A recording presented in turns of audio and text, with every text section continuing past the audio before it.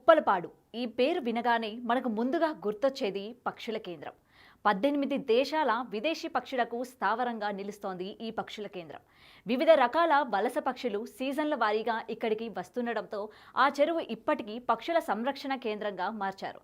ఉప్పలపాడుకే విదేశీ పక్షులు ఎందుకు తరలి వస్తున్నాయి? ఈ పక్షుల కేంద్రం విశిష్టతలు ఇప్పుడు తెలుసుకుందాం.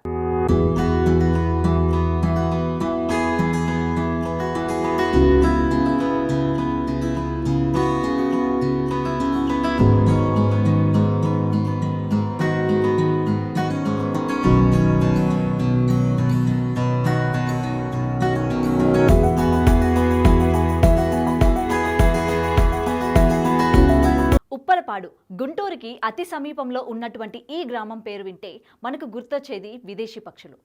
ఉప్పలపాడు పక్షుల కేంద్రానికి 18 దేశాల నుంచి వేలాది పక్షులు ఏటా వస్తుంటాయి. ఉప్పలపాడు పక్షుల కేంద్రానికి ఖండాలుగా దాటుకొని విదేశీ పక్షులు వలస వస్తూ ఉంటాయి. అయితే ఈ పక్షుల కేంద్రం జాతీయ అంతర్జాతీయ స్థాయిలోనూ గుర్తింపు పొందింది. గుంటూరు నుండి నందివెలుగు రోడ్డు వెళుతుంటే రోడ్డు పక్కన సైన్ బోర్డ్స్ కనపడుతూనే ఉంటాయి.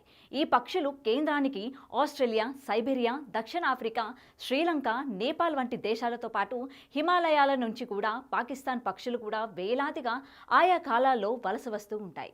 దీంతో ఉప్పలపాడు ఎప్పుడూ పక్షులతో సందడితో కలకల్లాడుతోంది. అయితే ఉప్పలపాడు చెరువు మధ్యలో లంకల మాదిరి మట్టి దిబ్బలు ఇక్కడ ప్రత్యేకత. ఈ మట్టి దిబ్బలపై తుమ్మ చెట్లు ఏపుగా పెరిగి పక్షుల ఆవాసానికి అనుకూలంగా ఉంటుంది. వేలాది పక్షులు నివాసాలు ఏర్పాటు చేసుకోవడంతో పాటు వాటి సంతానాన్ని కూడా వృద్ధి చేసుకుంటూ ఉంటాయి. ఇక ఈ పక్షుల కిలకిల రావాలు వినేందుకు ఏటా పర్యాటకులు కూడా వస్తుంటారు. ఉప్పలపాడుకి చాలా కాలంగా పక్షులు వస్తున్నప్పటికీ దాదాపు 50 ఏళ్లుగా పెద్ద సంఖ్యలో రావడం తాము గుర్తించామని అక్కడ స్థానికులు చెబుతున్నారు. హాయ్ అండి, నా పేరు అనిల్. నేను గుంటూరు అనమాట. నేను ఇక్కడికి మన అటవీ శాఖ వారి ఉప్పలపాడు బర్డ్ సంగిరికి వచ్చాము. సో ఇక్కడైతే మనం చూసినట్టయితే మనం ఇక్కడ రకరకాల పక్షులను చూడొచ్చు. ఎక్కడెక్కడ నుండో వచ్చి ఇక్కడ వలస వస్తూ ఉంటాయి. సో మనకి చూడడానికైతే చాలా పీస్ఫుల్గా ఉంటుంది. ఇక్కడ ఏంటంటే మనం బర్డ్స్, ఈ కొలన్ లాంటిది కానీ ఈ బర్డ్ సంగిరి అనేది మనం చూస్తూ ఉంటే మనకి చాలా పీస్ఫుల్గా అండ్ మైండ్ అయితే రిలీఫ్గా ఉంటుంది. ఎక్కడెక్కడ నుండో పక్షులు వస్తాయి కాబట్టి మనం కూడా ఇక్కడికి వచ్చి అన్నీ వీక్షించడానికి చాలా బాగుంటుంది. అవి కొంచెం మేజర్ పర్సన్స్ కానీ చూడడానికి చాలా ఫ్రీగా ఉంటుంది. మనం ఇక్కడ ఎటు చూసినా కానీ ఒక గ్రీన్ పీస్, ఒక కొన్ని బర్డ్స్ అంతా చాలా ఫ్రీగా ఉంటుంది చూడడానికి. సో మేమైతే ఇక్కడికి వచ్చిన ప్రతిసారి చాలా హ్యాపీగా ఉంటుంది, రిలీఫ్గా ఉంటుంది మైండ్ అనేది. ఒక్కసారి మన కళ్ళు అనేవి మూసుకొని ఇక్కడ అంతా ఆ సౌండ్స్ కానీ అంతా మనం ఫీల్ అవుతూ ఉంటే చాలా బాగుంటుంది చూడడానికి. సో మీరు వీలైతే ఒకసారి వచ్చి ట్రై చేయండి. ఇక్కడ మరి అటవీ శాఖ వారి మన ఏపీలో ఉన్న బర్డ్ సెంచరీ ఉప్పలపాడు చూడడానికైతే చాలా బాగుంటుంది. రకరకాల పక్షుల గురించి ఇక్కడ తెలుసుకోవచ్చు. మనకి ఇక్కడ నేమ్ బోర్డ్స్ ఉంటాయి, పిల్లలు ఆడుకోవడానికి కానీ ఇక్కడ ఉయ్యాళ్ళు కానీ చాలా చాలా బాగుంటాయి. బెంచెస్ ఉంటాయి, కూర్చొని ఫ్రీగా మనం చూసుకోవచ్చు. సో అందరూ వచ్చి వీక్షించండి, చాలా బాగుంటుంది మన ఉప్పలపాడు బర్డ్ సెంచరీ, గుంటూరు జిల్లా. ఇక ఉప్పలపాడు వలస పక్షుల సంరక్షణ కేంద్రం ప్రస్తుతం ఆంధ్రప్రదేశ్ అటవీ శాఖ వన్యప్రాణి విభాగం పరిధిలో ఉంది. ఇక్కడికి మొత్తం 30 రకాల విదేశీ పక్షులు వస్తుంటాయి. సీజన్లుగా వస్తాయి. వేసవిలో ఆస్ట్రేలియా నుంచి పక్షులు కూడా వస్తుంటాయి. శీతాకాలంలో అయితే సైబీరియా నుంచి, చైనా నుంచి కూడా పక్షులు వస్తాయి.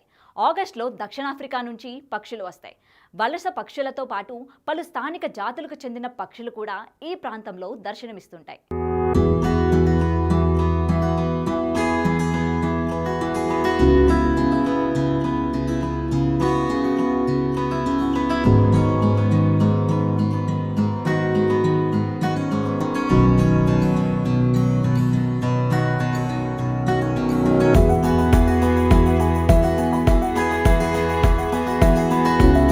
అయితే అరుదుగా కనిపించే వలస పక్షులను చూడటానికి అటు పర్యాటకులు పెద్ద సంఖ్యలో వస్తుంటారు.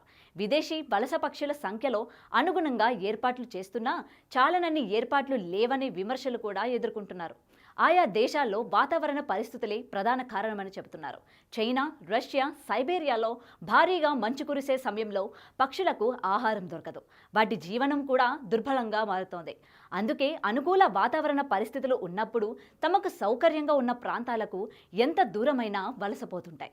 ఇందులో ప్రధానంగా ఆహారం కోసం, వాతావరణ ప్రతికూలతల నుంచి కాపాడుకునేందుకు సంతానోత్పత్తిని కోసం వందల నుంచి వేల కిలోమీటర్ల దూరం వలసపోతుంటాయి. ఇక ఈ పక్షులు వలసలు చలికాలంలో శీతాల ప్రాంతమైన ఉత్తరం నుంచి ఉష్ణ ప్రాంతమైన దక్షిణం వైపుగా సాగుతుంటాయి.